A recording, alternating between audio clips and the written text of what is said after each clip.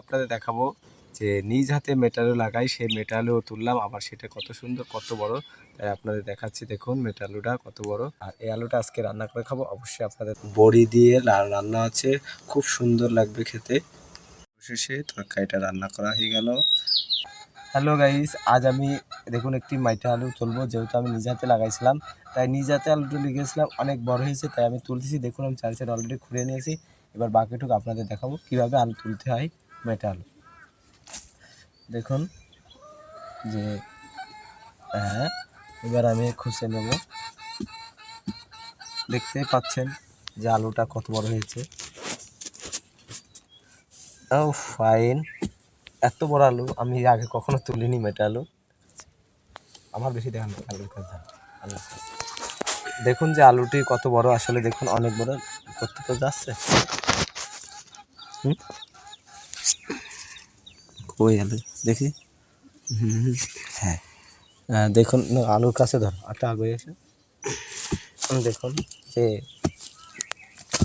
থাক না। দেখুন যে আমার বাড়ি আলি কিন্তু খুব অসুস্থ, তারপরেও আলু তোলার নেশা দেখে উনি তুলে চলে আসলো। আমার বাড়ি আলির জন্য অবশ্যই দোয়া করবেন। আর আমি আলুর তোলাটা আপনাদের দেখাবো এখন পুরোটা। দেখুন এই প্রায় তোলার মতো হয়ে গেল। আমি অলরেডি আলু প্রায় তোলার কাছাকাছি চলে আসছি।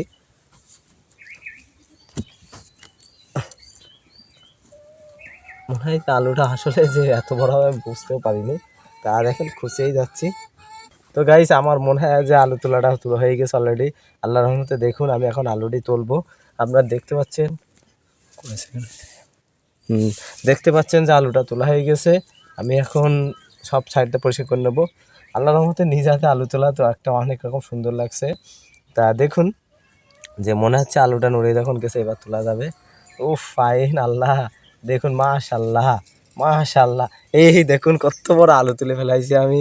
আমার মুখে হাসিটা মনে হচ্ছে যেন লক্ষ টাকার চেয়ে হাসি। দেখুন আলুটি আমি তুললাম নিজ হাতে। আর আমার দেখেন, আশা করি আপনারা এরকম বাড়িতে আলু লাগাবেন আর নিজ হাতে তোলার স্বাদটা যে বুঝলেন তো কেমন লাগে। আমি এই আলুটি নিজ হাতে লাগাইছিলাম, আপনাদের চারিদিক ঘুরে ঘুরে দেখাচ্ছি। দেখুন এই আলুটি পুরো নিখুঁত, কোনো সার নেই বিষ নেই, বিনা সারের মাইটে আলু। তো অবশ্যই আপনার বাড়িতে লাগিয়ে এভাবে খাবেন। আপনাদের দেখাই যে এরকম আলু আপনারা কখনো এর আগে তুলেছেন কিনা আমার মতো অবশ্যই জানাবেন। আর এই কথাটা না বলে দেখুন যে কত বড় কত খুশি আমি এখানে। দেখুন এই যে আমি নিজে খুঁড়ে এগুলো তুলেছিলাম।